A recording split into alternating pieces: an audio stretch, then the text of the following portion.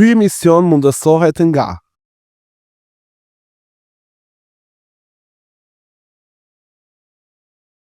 Përshëndetje Reis.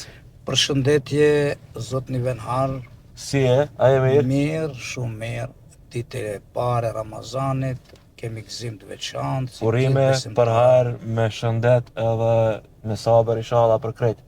Amin. Edhe unë po ashtu ju falenderoj shumë për ftesën që na e bët në emisionin e juaj Post Go, si ishte Pod Go. Po, kështu që unë e kam ndjek disa herë këtë emisionin e juaj. Mendoj se është kështu interesant. Keni pas figurat ndryshme, tjetës politike, kulturore, shkencore, kështu më radhë. Të nxjerrim diçka të re. Po, është interesant, si çdo podcast tjetër që është. Mendoj se ja vlen, që edhe unë pasi që ju kishi dëshirë që unë t'jem këtu sot ditën e parë të muajit të Ramazanit, edhe pse kam dhënë shumë interviste që këta ditë, kështu që paka shumë jam edhe i lodhët, po sido që t'jetë, Faleminderit për kohën. Dëshirë tua plotësoj dëshirën. Faleminderit për kohën.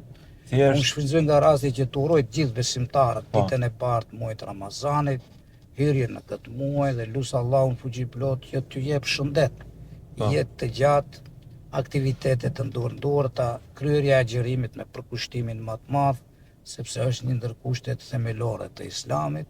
Kështu që unë besoj se përgatitjet që i kemi bërë ne maksimale gjatë për muajin e Ramazanit, kam bindje se do të kemi një organizim të mirëfillt, ngritje e vetdijes tek besimtarët dhe kështu me radhë dhe shumë punë tjera. Do ta diskutojmë agjerimin, domethënë para disa viteve kanë marrë çmim Nobel disa shkencëtarë për autofagjin, që është një lloj agjerimi por medicinal. Tregon a e sheti Ramazanin si kujdes i Zotit ndaj shëndetit tonë? Jo veç ritual fetar apo rregull fetare. Çdo një obligim hynor islam është pra urdhër i të madhit sot, por çdo një obligim fetar ka dy dimensione. Dimensioni i parë është fetar, që njeriu të jetë në këtë botë ketë dobi, edhe shpirtërore, edhe fizike, edhe shëndetësore. Andaj çdo një obligim që e parashej madhi Zot, spari e parashej për të mirën e njeriut në këtë jetë në sfera të ndryshme. E pastaj sfera shpirtërore është se nëpërmes obligimeve të Zotit, në veçanti nëpërmes agjerimit, ne në praktikë dëshmojmë se besimi jon nuk është vetëm fjalë, nuk është vetëm teori, por ja me gjithë trupin tonë jemi të gatshëm, pse është urdhër i të madhit Zot, të largohemi nga haja dhe pija, por në veçanti është obligim që të largohemi edhe nga punët e dyta, punët e këqija, nga veset e këqija që mund t'i kemi eventualisht si besimtar. Andaj kjo agjerimi pra është obligim i domosdoshëm për një besimtar që i takon Islamit, që është i moshritur, që është fizikisht dhe psikikisht i shëndosh, të agjeroj prej paraagimit deri në perëndim të diellit. Realisht dua të them se çdo një obligim pra që i urdhërohet besimtarit ka dobi edhe të kësaj jete edhe të jetës tjetër. Por ajo që është shumë aktuale sot në kohën në të cilën ne jetojmë është se masovikisht urdhërohen, të gjitha institucionet urdhërojnë që vërtet etja dhe uria, sa më pak që të ushqehet njeriu, aq më i shëndosh është. Edhe ky parim sot i botës moderne në përgjithësi është diçka interesant, se këtë kemi në Islam, ku i madhi Zot thot hani e pini por mos e teproni. Që do me thanë se çdo gjë e tepërt nga ushqimet është e dëmshme. por në islam mos harrojmë. Agjërimi spari ka karakter fetar. Më thënë, ne agjerojmë pse është urdhër i të madhit Zot. E pastaj janë dimenzionet e dobive dhe vlerave që ka agjërimi shëndetësore, fizike, psikologjike e kështu me radhë. Për shembull, ajo që është shumë me rëndësi është se në moment kretë dietarët për agjërimin kanë thënë se largimin nga haja dhe pija, respektivisht agjërimin që e bëjnë muslimanët, thot është një operacion pa thik. Do me thënë, aq është i dobishëm sa që është pastrim i trupit nga të gjitha elementet e dëmshme që i ka. Kështu që vërtet njeriu nëse bën analiza para Ramazanit dhe vazhdon mas mujt Ramazanit bëj analiza tjera, do të sheh me siguri se shumë ndryshime pozitive. Bile në momentet e agjërimit vërtet besimtari që e ka me një vendosshmëri të plot fetare, ai ndihet shumë i qetë, shumë rahat, nuk është i ngarkuar me ushqime të ndryshme, trupi funksionon lehtë, frymëmarrja lehtë, kështu në përgjithësi gjithçka është e qetë dhe koha kalon pa fije problemi. Por kuptohet për njerëzit të cilët janë të shëndosh. Një ndër kushtet për të agjëruar është shëndeti, t'jesh i shëndosh fizikisht dhe t'jesh psikikisht, do me thënë të dish pse agjëron dhe t'jesh i vetëdijshëm për veprat që bën. Kështu mirë po, është interesant se edhe pse agjërimi është bërë obligim para 1400 vjetësh e sa, sot bota moderne, sidomos në vendet e pasura ku mbajnë monopol të pasurisë, problemi më i madh sot është të ushqyerit e tepër. Para çka kudo që shkon, mbi pesha, kudo që shkon në vende të ndryshme të medicinës, pastaj punëve, aktiviteteve tjera, gjithmonë porosia kryesore është mba dietë ose kujdes me ushqimin, mos e tepro. I gjithë ky opinion që formohet sot në botë për kultivimin e dietës tek njeriu bazohet në atë që tham hani dhe pini dhe asesi mos e teproni. Më thënë, agjërimi ka edhe çështje tjera, vlera tjera. Një ndër vlerat kryesore të agjërimit është leallekum tattaqun. Ua kam bërë obligim agjërimin që të arrini devotshmërinë. Do me thënë, të bësh reform në personalitetin tënd, duke u munduar që të largosh venset të cilat janë të përditshme, por janë të zymta, janë të këqija. Do me thënë, agjërimi në momentin kur ne agjërojmë dhe rrim 12 orë, 14 orë pa haje dhe pije, ne marrim një argument nga ky agjërim, se nëse jemi të vendosur, pasi që jemi të gatshëm me vendosmërinë tonë të largohemi nga haja dhe pija, ne jemi të aftë të largohemi, të abstenojmë edhe nga veset e këqija që i kemi. Pra shkak i dërguari jon Muhamedi alayhi salam ka thënë që kush nuk largohet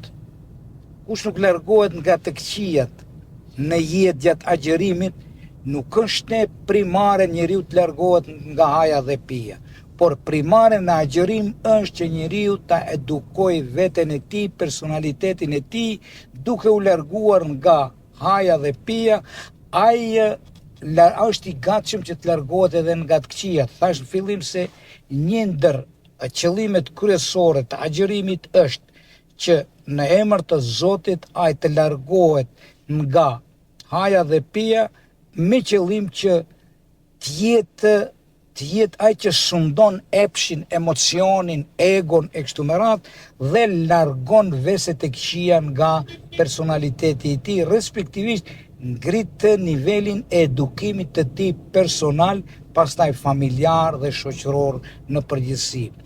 Është shumë interesant se agjërimi është edhe një obligim fetar bashkohor, sidomos në kohën në të cilën ne jetojmë, kur ne largohemi nga haja dhe pija, demonstrojmë para botës moderne se duhet kemi shumë kujdes ndaj atyre që s'kanë. Mund të themi se gjysma e botës sot kanë krizë ekonomike, kanë krizë të hajës dhe pijes, me miliona njerëz humbin jetën, ndërsa pjesa tjetër jeton në nivelin më të lartë të pasurisë, të shfrenimit, të punëve të këqija e kështu me radhë. Nëpërmes agjerimit ne apelojmë botën se duhet t'i kthehemi njeriut dhe të kemi kujdes ndaj njeriut. Humbja e një jete për shkak të dobësive të njerëzimit do të thotë sikur me humbë jetën e gjithë njerëzve. Okay. Shpëtimi i një jete Shpëtimi i është shpëtimi i njerëzisë. Kjo është e porosia shumë e rëndësishme e agjerimit dhe mu për atë nga kjo, në momentin kur ne agjerojmë, e ndjejmë në thojza dhimbjen ose vështirësinë e urisë dhe etjes. Në atë moment me njëherë fillon të meditojmë dhe të mendojmë çka bën ai që s'ka, ose sa keq qenë ka kur njeriu vërtet është i unët. Edhe në vetë lindë ndjenja e humanizmit, e solidaritetit, e kujdesin ndaj tjetrit, ndaj komshiut, ndaj njeriut, pa marrë parasysh ku i besimi i takon ose ku i etnikumi i takon. Me thënë, njeriu nëpërmes agjerimit bëhet paqësor, bëhet tolerant, bëhet solidar, bëhet human. Dhe nuk është e rastit në që gjatë Ramazanit përgatiten iftare për njerëz të ndryshëm, në veçanti për skamnorët, ne mendojmë si mjet kemi me qindra ose mira iftare në tërë territorin e Maqedonisë, duke filluar nga Shkupi, Tetova, Gostivari, Maqedonia Lindore, ku mendojmë se ka ma tepër njerëz të varfër, pastaj Kërçova dhe shumë qytete tjera, varësisht prej kërkesave që do t'jenë. Ashtu, ndërsa në Tetov, vite me radhë, organizohet Bashkia Islame me muftinin e Tetovës, organizojnë iftare të ndryshme, një për studentët të cilëve u lehtësohet puna si student që të mos merren me përgatitjen e iftarit, të mos merren por ta kenë gati, si dhe me njerëz të cilët vërtet kanë nevojë. Kështu që dimenzionet e agjerimit dhe muajit të Ramazanit janë të shumta, sidomos të agjerimit si një obligim fetar themelor i Islamit. Është shumë interesant se në muajin e Ramazanit të zbret Kur'ani famlar. Zbret fjala e parë, imperativi i parë, lexo, mëso, studio në emrin e Zotit tënd që krijoi gjithçka. Me ardhjen, pse është shumë e rëndësishme kjo? Është e rëndësishme sepse imperativi për të lexuar, mësuar dhe studiuar u bë metoda e fuqishme prej ardhjes së këtij ajeti. Me këtë i jepet fund shpjegimit të natyrës dhe fenomeneve natyrore të shpjegohen nëpërmes prallave, nëpërmes ëndrave, nëpërmes fantazive të ndryshme e kështu me radhë, nëpërmes falleve dhe shumë sende tjera.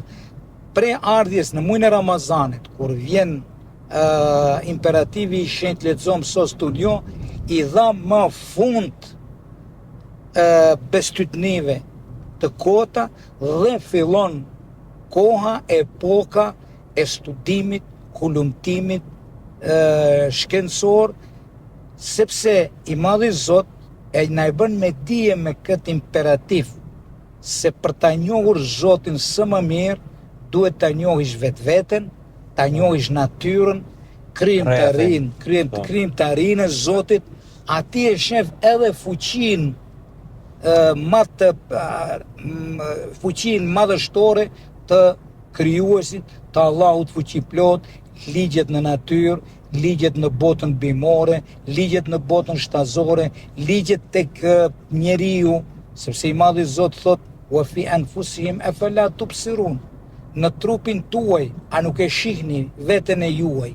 Analizoni organizmin tuaj do të shihni se ky trup tregon se kështu në këtë mënyrë, kaq precis, tregon se këtë e ka krijuar krijuesi. Preciziteti, harmonia e ligjeve të natyrës, zhvillimit të natyrës, po ashtu tregon se mbi gjithë këte krijim të ri qëndron një fuqi që Kurani e quhen Zoti i plot fuqishëm ose Allahu i gjithdijshëm. Një pyetje të skamnorët, desha të ndërlidhem. A është më mirë t'ja blejsh skamnorit peshkun, figurativisht thënë, apo ta mësosh zonë e peshk? Pyetja është shumë e mirë, edhe shipe Islami kur i ndihmon skamnorit, që është Nuk një flas për oblikim. ata që nuk munden, normalisht. Flas për Kur i ata që ndihmon munden. skamnorit, i ndihmon në momentin aktual, Okej. me qëllim që sa do pak të jetë i aftë të jetoj. Në përkëmbë. Por, si pas Islamit, gjithë shka që jepet në baza humanitar, duhet ai që është i aftë, duhet të aftësohet që ai të di të jetoj nga vetë mundi i tij, të ballafaqohet me sfidat e kohës, të jetë punëtor i vyshëm, Okej. të mundohet të gjejë vend ku do të mund të fitoj riskun apo itarin që i themi ne. Nëse ne mësojmë skamnorin, i cili është i shëndosh, e mësojmë për çdo vit t'i japim, mësojmë këtë. ne bëjmë një person parazit, Po. i cili pret dhe bëhet i tillë që gjithmonë pret nga të tjerët. Atëherë ne këtu shtojmë dembelizmin, e shtojmë pasivitetin, shtojmë shkatrimin e vetdijes së skamnorit në përgjithësi. Islami kur jep dhe kur donon, sipas Islamit duhet të aftësosh atë që ai të jetë i aftë, ta jetoj, ta nxjerr bukën e gojës nga vetë aftësia e tij dhe mundi i tij, nëpërmes zanateve të ndryshme, punëve të ndryshme që mund të gjenden. Kudo ka Për punëtorin jetesë, ka. vetëm nëse ka vetëdije të ballafaqohet drejt për së drejti me sfidat e jetës. Nuk ka vend ku nuk ka jetesë, por mbaret nga vetë njeriu. Për shkak i madh i Zot në Kur'anin famlar thot, pasi që do ta kryeni lutjen, shpërndahuni nëpër tokë, Okej. sepse kërkoni të mirat e Zotit që i ka dhënë në natyrë, në profesione të ndryshme. Bile Muhamedi alayhi selam një bujk don t'ja jep dorën, por i vinte mbare, turp, t'ja jep dorën e përlyer me tokë, ndoshta edhe e gërvishtur nga puna. Pejgamberi ja tha një fjalë të madhe, mos e fshe dorën, ma jep ta preki dorën e Zotit. Okej. Do me thonë, dorën e punës, punëtorin, pejgamberi alayhis salam ja ka quajtur dorën e tij dora e Zotit. Çdo një dorë është dorë e Zotit. Dora e shkrimtarit, dora e intelektualit, dora e Punëtor i thjesht, po. dora e inxhinierit, dora e arkitektit e kështu me radhë. Domethënë, secili profesion është i lavdëruar tek i Madhi Zot, sepse Islami kërkon profesionalizim në sfera të ndryshme. Edhe ju me podgo, ashtu ishte, Po. edhe ju këtu bëni një punë jashtëzakonisht të vlefshme, sepse arrini nëpërmes kësaj mënyre të informimit të jepni vlera, qofshin ato fetare, shkencore, morale, e kështu me radhë, dhe kjo duhet jetë qëllimi i rrjeteve sociale, portaleve të ndryshme, mediave, podcastet e ndryshme që janë. Qëllimi është që nëpërmes këtyre mjeteve të dale e vërteta, të dale moralja, të dale njerëzorja, të dale afërsia në mes njerëzve, të dale humaniteti, paqja, toleranca e kështu me radhë. Feja. Do me thënë, Po. për të rrumbullaksojmë shumë bukur pyetja, ne çdo kujt duhet t'i ndihmojmë, pa marrë Okej. parasysh. Por Nuk duhet të mësojmë që t'jenë parazit, Okay. jetojnë në djersën e tjetër kuj nëse është i aftë.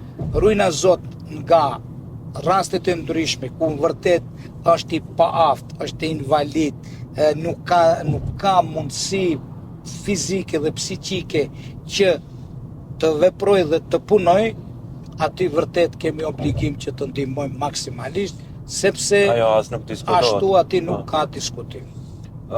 Feja çka është për njeriu, domethënë për shpirtin e njeriu çka është feja? Po shifni, njeriu është i krijuar nga i madhi Zot në kohë të caktuar. Dhe gjatë tërë jetës ai ka qëllim përsor të arrijë të njeh Zotin. Okay. Në moment nëse nuk arrin të njeh Zotin gjatë tërë jetës, ai nuk e ka arrit qëllimin e krijimit të tij. Domethënë, qëllimi i ardhjes në këtë botë është që të njihet Zoti. Në momentin kur e njeh Zotin, e njeh vetveten, kush i njeh detyrat dhe synimet e ardhjes në këtë botë. Domethënë, nuk është njeriu rastësisht i ardhur në këtë botë, nuk është i hudhur dhe çka do të le të bëj dhe pa asnjë qëllim. Përkundrazi njeriu është i ardhur me qëllim të caktuar nga i madhi Zot. Dhe njeriu Zoti e ka bërë qendrën të krijimtarisë së tij. Sepse është e vetmja krijesë që i ka dhënë Zoti aftësi të tij të mendoj, ta kuptoj natyrën, ta kuptoj jetën e kështu me radhë dhe i ka dhënë një titull jashtëzakonisht të madh që e ka emëru Khalifatullahi fil ard, mëkëmbës i Zotit në tokë. E ka bërë mëkëmbës që ta ndryshoj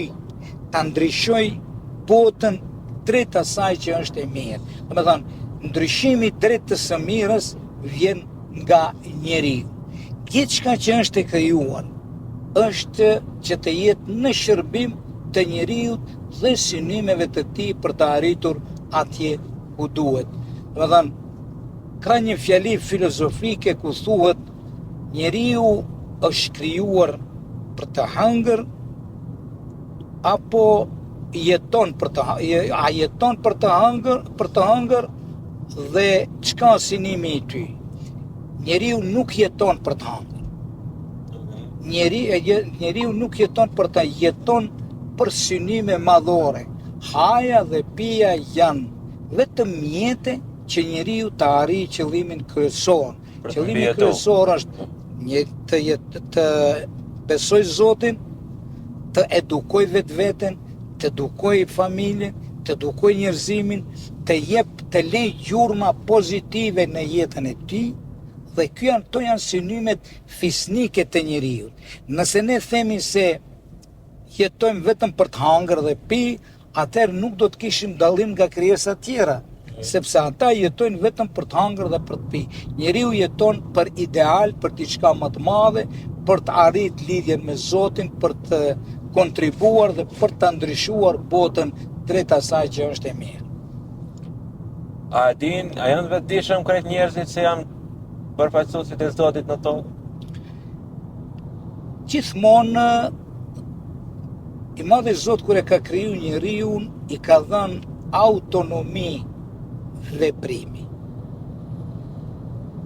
Ke njerëz të cilët bëhen rob të interesit, rob të hajes, pijes, domethënë ata fatkeqësisht nuk arrin të kuptojnë synimet e vërtetë. Edhe pse Zoti na ka krijuar, na ka dhënë autonomi dhe aftësi për të menduar.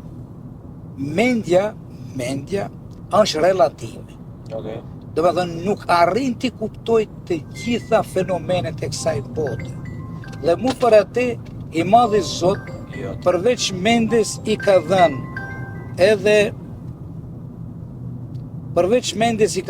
edhe diçka më të madhe.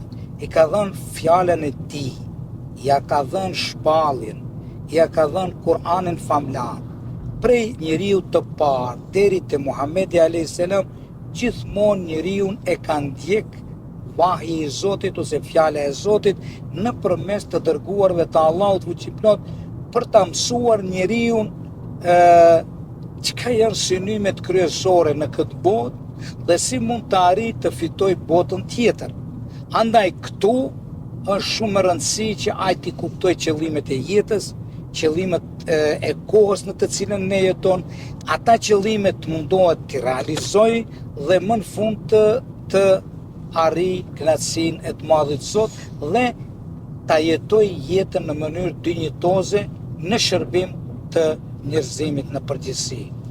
Por janë që tek njeriu ekziston edhe ajo satanike. Okay. Nëse mbishundon satanike, bahesh rob i materjes, rob i dëshirave, do thënë, edhe ti e ke vështirë që të çlirohesh nga ato. Dhe ata të dërgojnë, ata të dërgojnë atje ku dëshirojnë, sepse ata të kanë robruar. Okay. Dhe e ke shumë vështirë të çlirohesh nga ato. Mu për atë, thonë dietarët e mëdhej, çdo një ves nuk mund të lehet të çlirohet vetëm me vetdije me mendje, por duhet të ketë autoritetin hyjnor. Autoriteti hyjnor është Zoti. Për shembull, pirja e alkoolit. E ke vështirë të largohesh nga ajo, po që se para nuk e ke autoritetin e ndalimit, që quhet Zoti, i cili ta ka ndaluar, dhe ai e din më së miri pse ta ka ndaluar. I Madhi Zoti din vlerat e gjitha obligimeve. Pastaj njeriu me dijen e tij i arrin të shoh në jetën e tij sa janë të dëmshme dhe sa janë të dobishme. Okay. Për çka kjo është shumë e rëndësishme. Feja është ajo që njeriu ne mëson të ruaj spari mendjen e tij, shëndetin e tij, trupin e tij, familjen e tij, shoqërinë rreth e përqarë dhe të jetë i dobishëm për njerëzimin. Nuk është e kot atë fjalin që e tham parës.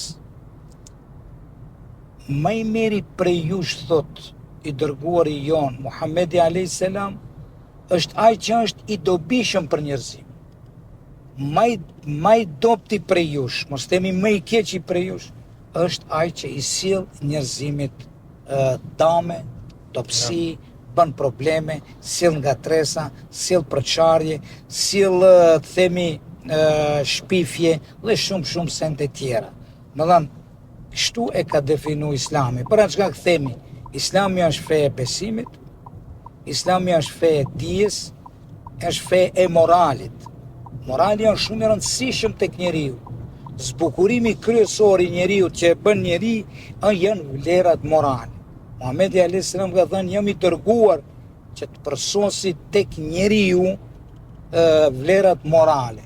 Okay. Ta ngriti njeriu në pjedestalin më të lartë të moralit. Pastaj, vlera e familjes është shumë e rëndësishme, se si truhet familja, sepse për shembull familje quhet fëmijët, nepnit e kështu me radhë, është shumë e rëndësi, për shembull, fëmijët janë dhurata më e madhe që ja fal Zoti njeriu.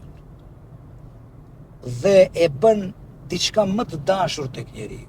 Okay. Atë e shohim në praktikën tonë, në jetën tonë, se sa duhen fëmijët. Por këtu nuk ja ka lënë mendjes a duhet ta duam fëmijën apo jo, nuk ja ka lënë mendjes dhe analizave shkencore. Këtu e ka futur thellë, e ka stolisur shpirtin e njeriut me dashuri ndaj fëmijës. Dhe si dhurat më madhore që ja ka dhënë njeriut. Por përgjegjësia është shumë e madhe. Çdo dhurat që ta jep Zoti kujdes, duhet ta rush si dy sytë e ballit, sepse është dhurat hyjnore nga Zoti. Njeriu ja ka dhënë përgjegjësinë, emanet që i themi ne. Ja ka dhënë mënyrën se si ta edukoj, si ta profesionalizoj, si ta bëj të aftë për vetveten e tij, për familjen e tij. Ta çesë në rrugë të mbarë. Në rrugë të mbarë që të jetë i dobishëm, jo vetëm për familjen, por të jetë i dobishëm edhe për rrethin ku vepron dhe ku jeton. Pastaj, çështja e respektit ndaj besimeve të ndryshme. Okay. Pa marrë parasysh ku i besimi i takon, ku etnikumi i takon. ai është e njeri dhe besimtari musliman duhet që të ketë respekt ndaj bindjeve fetare të Po, tjera. edhe ndaj qenjes së Ndaj Zotit. qenjes së Zotit.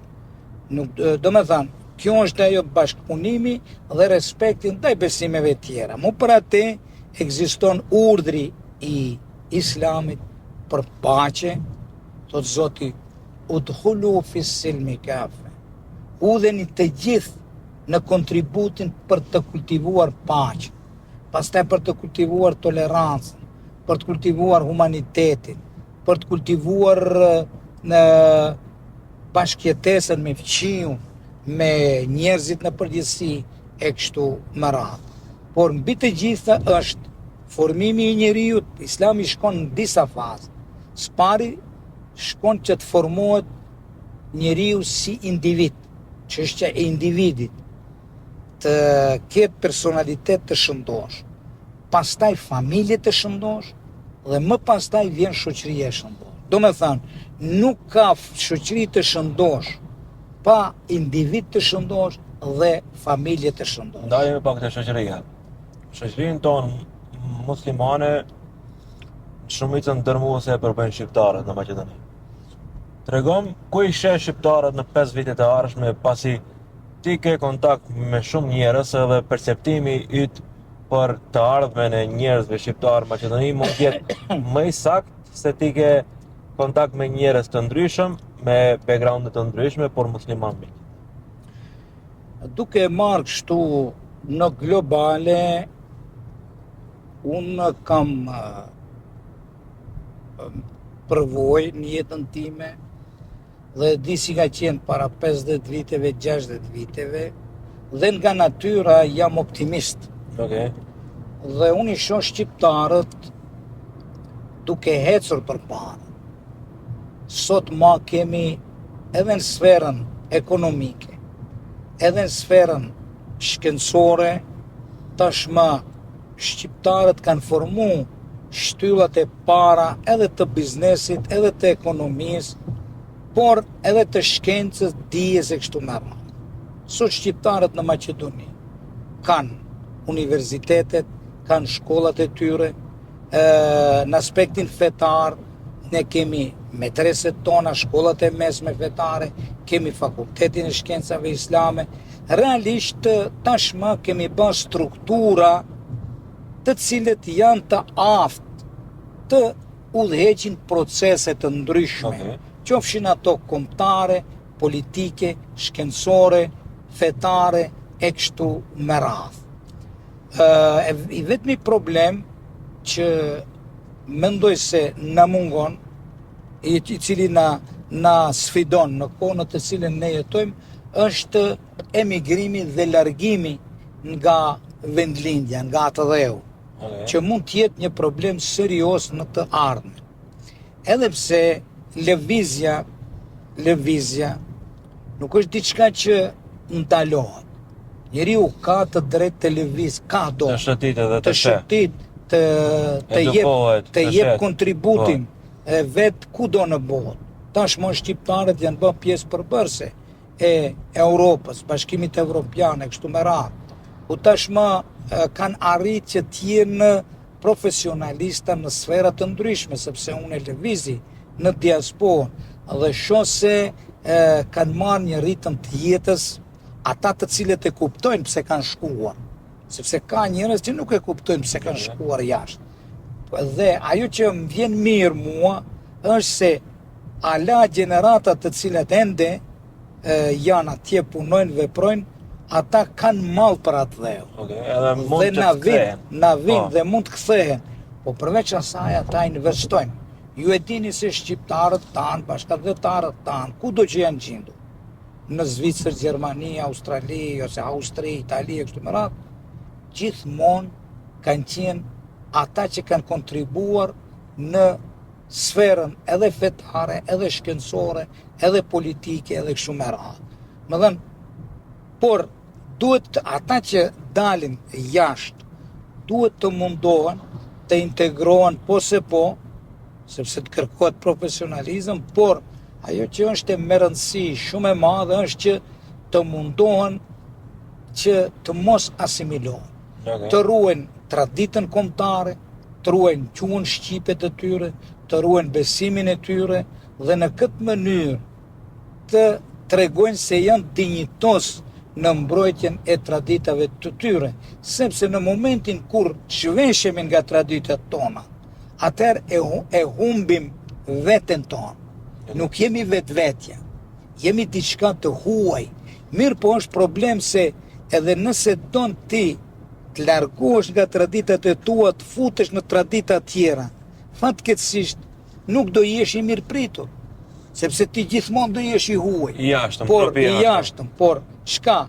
Më mirë në një shoqëri ku vepron dhe punon të jesh vetvetja, me të gjitha traditat, me të gjitha sfidat, vlerat, dhe në atë mënyrë i profesionalizuar mirë të jesh një ndër qytetarët ose personalitetet që do të jesh i dobishëm edhe për atë shoqëri ku ti je larguar ose ke shkuar. Por sido që t'jetë, ne duhet ta kultivojmë atë dhe dashurinë ndaj kombit, dashurinë ndaj gjuhës, ndaj traditës, të ruajmë qenjen tonë kombëtare dhe fetare dhe në këtë mënyrë të kontribuojmë kudo që shkojmë dhe kudo që veprojmë. Por këtu në Maqedoni duhet të kemi kujdes, të mundohemi që të kthehemi, të formohen kushte ekonomike, që njerëzit tonë të kenë hapësirë për ta treguar aftësinë e tyre, sepse shqiptarët kanë treguar se janë të aftë.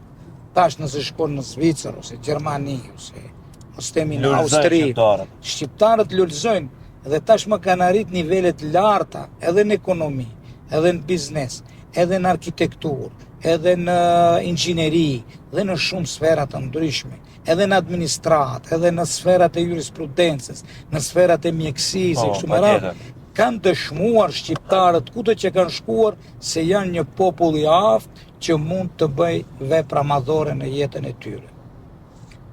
Shumë faleminderit për kohën. Të dëshiroj edhe njerë një Ramazan të mbarë, pasi barën e organizimit të gjitha xhamive për Ramazan dhe muaj tjerë e keni ju si BFI. Ja keni marrë dorën, kështu që ju përgëzoj edhe thjesht shifemi për të mirat e BFI-s që do t'i keni në të ardhmen. Shumë faleminderit për kohën edhe njerë. Ju falenderoj shumë edhe juve për këtë emision, unë për herë të parë përjetoj një emision të këtillë që mendoj se është një emision atraktiv, një emision shumë, themi, modest, pa komplekse dhe është diçka atraktive sepse është i kapshëm për opinionin. Ja, edhe mu më ka ra rasti që emisionet e juaja në PodGo ti ndjeki, ti përcjelli, kam patur, është shumë interesant se kemi edhe programen juaja që janë relaksuese, të sferave të ndryshme, por edhe emisione serioze të personaliteteve të sferave të ndryshme, dhe unë mendoj se është një emision shumë i qelluar, shumë atraktiv dhe shumë i dobishëm për opinionin në përgjithësi. Edhe ky emision i si PodGo është si gjithë emisionet tjera të cilët tentojnë që të kultivojnë vlera, të njoftojnë me vlera opinionin e përgjithshëm dhe unë i quaj si rrjete apo emisione edukative për gjitha gjeneratat që i ka popullin këtu në Maqedoni. Andaj edhe një herë ju falimderës shumë, mbeta shumë i lumtur dhe i kënaqur me pyetjet, ishin shumë aktuale për muajin e Ramazanit, për vlerat morale, për vlerat shpirtërore e kështu me radhë, dhe besoj se do ta kalojmë mirë, edhe ky do të shënohet si një aktivitet në aktivitetet e Bashkisë Fetare Islame në Republikën e Maqedonisë së Veriut gjatë muajit të Ramazanit, kështu që patëm fatin që u njohëm, andaj uroj edhe një herë gjithë besimtarëve muajin e Ramazanit, dhashti i madh Zot të na jep fuqi shpirtërore, mendore, intelektuale, shpirtërore, që këtë obligim hyjnor dhe si obligim të domosdoshëm që e kemi ta kryejmë me të gjitha kushtet që i kërkon dhe ta kuptojmë këtë muaj si një musafir që vjen me vlera të ndryshme dhe të mundohemi të absorbojmë sa më shumë vlera që janë për të mirën e njeriut, familjeve dhe njerëzimit në përgjithësi. Pra përshëndes gjithë besimtarët me urime të përzemërta dhe në fund paqja, mëshira dhe begatitet madhe të Zot qofshin mbi të gjithë njerëzit në përgjithësi. Amin. Let's see. Faleminderit për kohë. Faleminderit shumë.